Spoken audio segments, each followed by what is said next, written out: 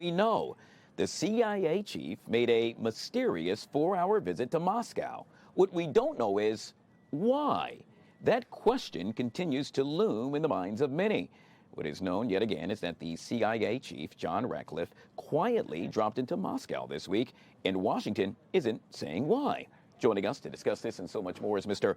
Michael Letts. He is the founder, president, and CEO of Invest USA. Michael, it's always good to see you, sir. All right, so we're going to jump right into this. Analysts are saying that the chief of this, the head of the CIA, Mr. Ratcliffe, may have gone to warn Vladimir Putin that U.S. intelligence sees potentially new Russian moves in Ukraine in efforts to probe NATO's unity.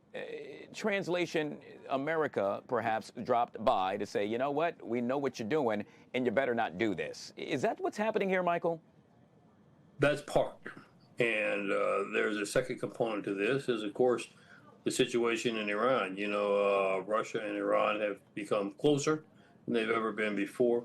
Russia has made overtures that they're willing to assist in bringing that matter to closure. Unfortunately, I think their determination of closure and our determination of closure are two separate matters.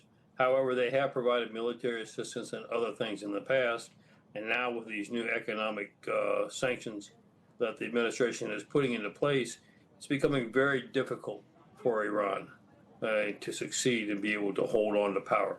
In fact, your previous guest, she was right on spike there. The fact of the matter is we're hoping to create the atmosphere that the dissidents will now understand they can take control of their own government, and they can actually enjoy freedom.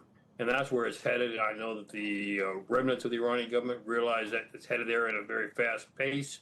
And so they're pulling out every card that they have, including reaching out to Russia. And I think it was entirely appropriate for Ratcliffe to go over and say, look, we have a couple things to discuss.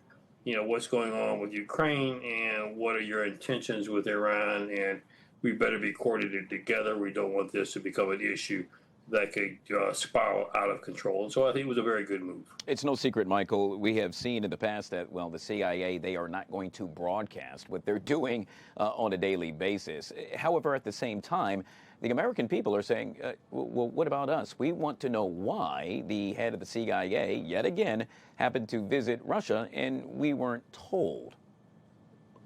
Well, the American people have a point. The CIA has always been on the rogue side of the elephant.